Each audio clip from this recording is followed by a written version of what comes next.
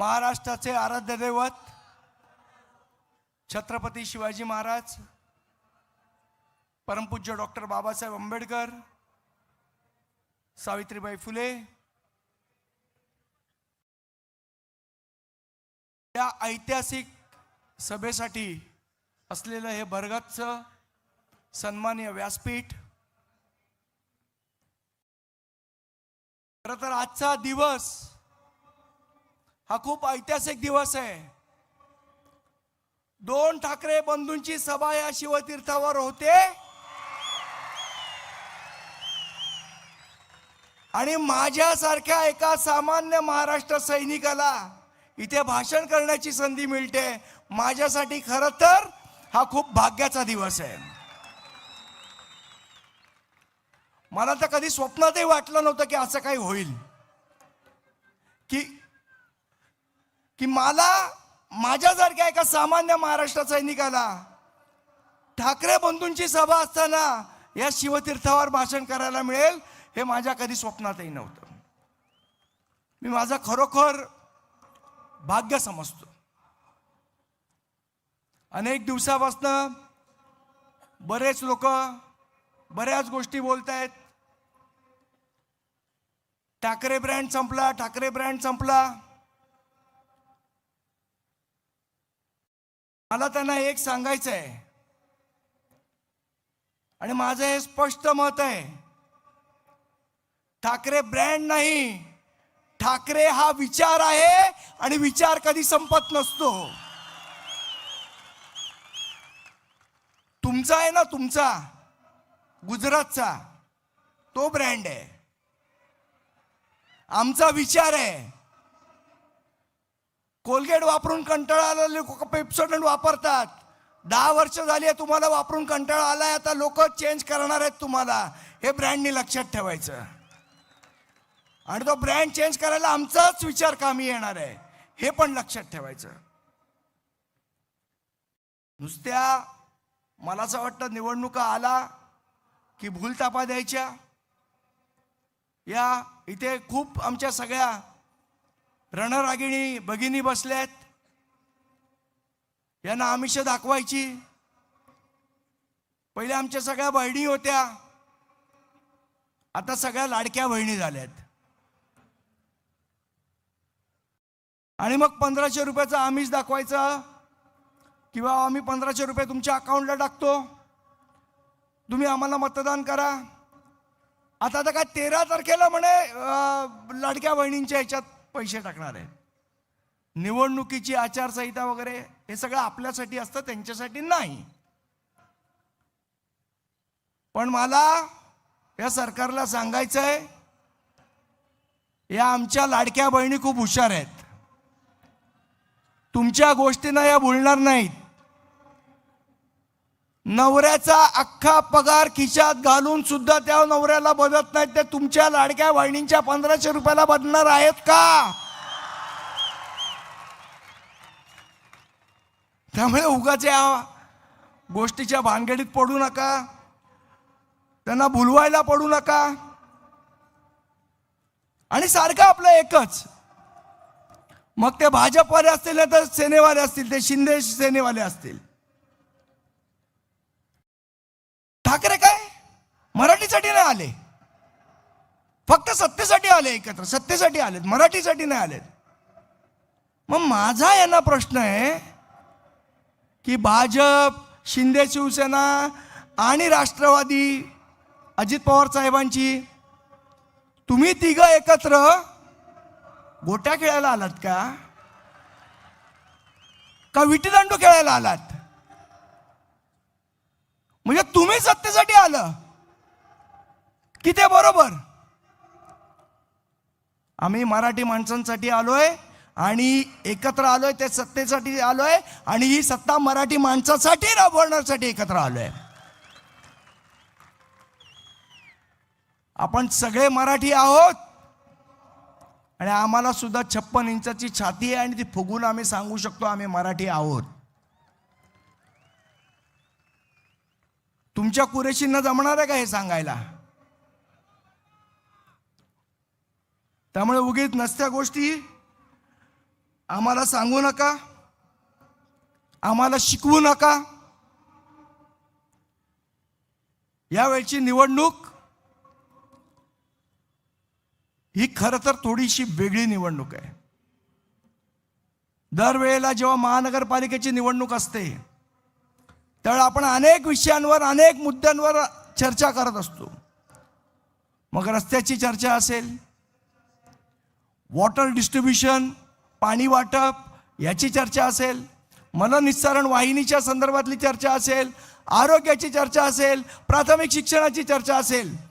पण यावेळची निवडणूक वेगळी आहे. या सगळ्या प्रश्नांबरोबर यावेळची निवडणूक ही मराठी माणसाच्या अस्मितेची लढाई आहे. यावेळची निवडणूक ही मराठी अस्मितेचीच आहे. यावेळची निवडणूक याच्यासाठी वेगळी आहे की आम्ही काय खायचं आणि काय नाही खायचं हे तुम्ही नाही, हे आम्ही ठरवणार, हे ठासून सांगण्यासाठी यावेळची महानगरपालिकेची निवडणूक आहे. या मुंबईमध्ये मराठी माणसाचीच दादागिरी चालणार हे ठासून सांगण्यासाठी यावेळची महानगरपालिकेची निवडणूक आहे. आणि सर्वात महत्त्वाचं, या बृहन्मुंबई महानगरपालिकेमध्ये मराठीच महापौर बसणार हे सांगण्यासाठीची ही निवडणूक आहे. बाबांनो, आपण सगळ्यांनीच सावध राहिलं पाहिजे. नाही तर जी परिस्थिती न्यूयॉर्कमध्ये झाली ती मुंबईत व्हायला वेळ लागणार नाही. आज न्यूयॉर्कची परिस्थिती वेगळ्या पद्धतीने भारतीय जनता पक्ष दाखवतोय. काय दाखवतोय की म्हणे न्यूयॉर्कचा महापौर मुसलमान झाला. जे ममतानी निवडून आले ना न्यूयॉर्कला, ते मुसलमान म्हणून नाही आले. न्यूयॉर्क शहराची डेमोग्राफी तिथे येणाऱ्या परप्रांतीयांनी बदलली म्हणून ममतानी महापौर झाले. ममतानींना वोट करणारे कोण होते? भारतीय हिंदू होते, भारतीय मुस्लिम होते, फिलिपिन्स होते, डच होते, चायनीज होते. हे सगळे परप्रांतीय एवढ्या प्रमाणात न्यूयॉर्क शहरात घुसले की तिथे जे ओरिजिनल न्यूयॉर्कवासी आहेत त्यांना स्वतःचा महापौर करता आला नाही आणि सगळ्या परप्रांतीयांनी मिळून तिथे ममतानींना महापौर केलं. जर आपण असेच गाफील राहिलो तर आपल्याला नुसते सांगतायत मुंबई शहर काही मराठी नाही, ते आता कॉस्मोपॉलिटियन आहे. उद्या हीच परिस्थिती मुंबई शहरावर ओढवल्याशिवाय राहणार नाही. काल परवा ते अण्णा मलई लुंगी डान्स करत मुंबईत आलेले. त्या लुंगी डान्सवाल्यांनी काय सांगितलं, मुंबई महाराष्ट्राची नाही, मुंबई म्हणे आंतरराष्ट्रीय सिटी आहे, महाराष्ट्राची काही संबंध नाही. मला त्या लुंगी डान्सवाल्यांना सांगायचं आहे, इथे येऊन वाटेल ते बोलू नका, नाही तर हटाव लुंगी आणि बजाव पुंगी करून परत पाठवू तुम्हाला. इथे येऊन शहाणपणा नाही शिकवायचा आम्हाला. तुमच्या चेन्नईत बोलाल का हे? मराठी माणसाला गृहीत धरण्याचा प्रयत्न हा कोणीही करू नये. आज ही महानगरपालिकेची निवडणूक लढवत असताना मराठी अस्मितेचा विषय तर आहेच, पण गेल्या 3 वर्षात ज्या पद्धतीने या बृहन्मुंबई महानगरपालिकेमधले नगरसेवक नसल्यामुळे ज्या पद्धतीचं ओरबाडणं चालू आहे त्याचं उत्तर आपल्याला मताद्वारे ह्या गोष्टीमध्ये द्यायचं आहे, या महानगरपालिकेच्या निवडणुकीत द्यायचं आहे.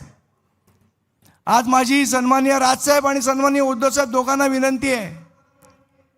मी महानगरपालिकेत 2012 ते 2017 नगरसेवक म्हणून काम केलंय. साहेब, आज महानगरपालिकेची अत्यंत दयनीय अवस्था आहे. आज नुसतं कंत्राटी कामगारांनी महानगरपालिका भरत चाललेले आहेत. माझी विनंती आहे, जर तुम्ही सत्ता आल्यानंतर जर एक निर्णय घेतलात तर आमच्या महाराष्ट्रातल्या मुंबईमधल्या जवळजवळ 1.5 लाख लोकांना महानगरपालिकेत रोजगार मिळू शकतो आणि ते तुम्ही देऊ शकता. आणि याची आकडेवारी सन्माननीय मोदी साहेब बसले सांगितलं तसं 2 कोटीचे रोजगार तसे नाहीत. खरेखुरे 1.5 लाख लोकांना रोजगार महानगरपालिकेत मिळू शकतो, कारण 30% जागा या महानगरपालिकेने भरलेल्याच नाही आहेत. आणि त्या जर भरल्या तर वर्षाला 1 लाख लोकांना रोजगार आपल्याला देता येईल. त्यामुळे माझी विनंती आहे की आपण त्या प्रकारचा निर्णय घ्यावा. आणि मला खात्री आहे आमचे दोन्ही सन्माननीय नेते तो निर्णय घेतील. आज महानगरपालिकेच्या BSTची अवस्था अतिशय वाईट झालेली आहे. आमचे महानगरपालिकेचे जे BSTचे जे मराठी कामगार आहेत, आज त्यांना प्रॉव्हिडंट फंड मिळत नाहीये, त्यांची उरलेली थकबाकी मिळत नाहीये. त्यामुळे माझी विनंती आहे की BST सारखा अख्खी संस्था ही महानगरपालिकेत मर्ज करावी, जेणेकरून आमच्या मराठी माणसाचे जे कामगार आहेत त्यांना न्याय मिळेल तिथे मध्ये. दुसरं महत्त्वाचं, रोज सांगितलं जातं आम्ही विकास केला. मुंबईचा विकास हा फक्त आम्हीच केला, भारतीय जनता पार्टी आणि त्यांनी केलं. माझा त्यांना प्रश्न आहे, विकास म्हणजे रस्ते बांधणं, याला जर विकास म्हणायचं का? बरं काय म्हणाले, कोस्टल रोड आम्ही बांधला. प्रभू साहेब माझ्याबरोबर नगरसेवक होते. आत्ता परवा राहुल शेवाळेंनी 2012चे नगरसेवक होते. त्यावेळेला मला असं वाटतं शिवसेना भारतीय जनता पक्षाची सत्ता होती. आणि त्या कोस्टल रोडचं काम त्यांच्या कारकिर्दीत झालं म्हणून त्यांनी आमच्या सगळ्यांचा सत्कार केला.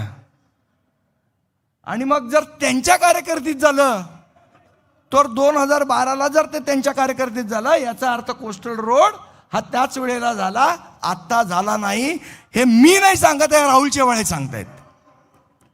त्यामुळे किती खरं बोलताय किती खोटं बोलताय मला असं वाटतं हे एकदा कळलं पाहिजे. अजून खूप गोष्टी बोलण्यासारख्या आहेत, पण माझ्यानंतर आपण खरं तर आपल्याला उत्सुकता आहे अनेक मान्यवरांचं भाषण ऐकायची. त्यामुळे मी जास्ती आपला वेळ घेणार नाही. जाता जाता मात्र 4 ओळींची एक कविता आपल्याला ऐकून जाईन. कविता आपल्याला माहितीच असेल, पण ती आजच्या ह्या परिस्थितीमध्ये लागू असणारी कविता आहे. कुसुमाग्रजांची कविता आहे.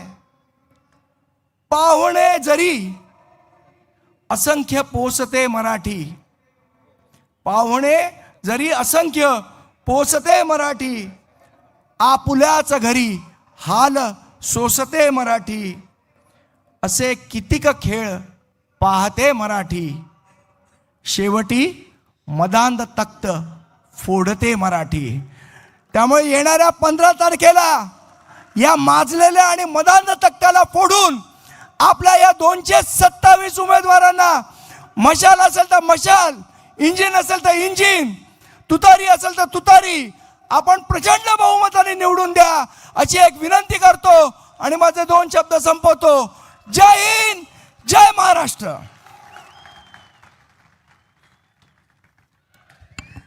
यानंतर धन्यवाद संदीपजी. यानंतर मी विनंती करतो शिवसेना नेते आदित्यजी ठाकरे यांना, त्यांनी या सभेला संबोधित करावं.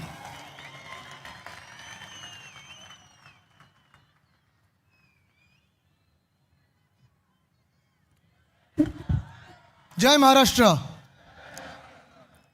शिवतीर्थ भरत चाललेला आहे.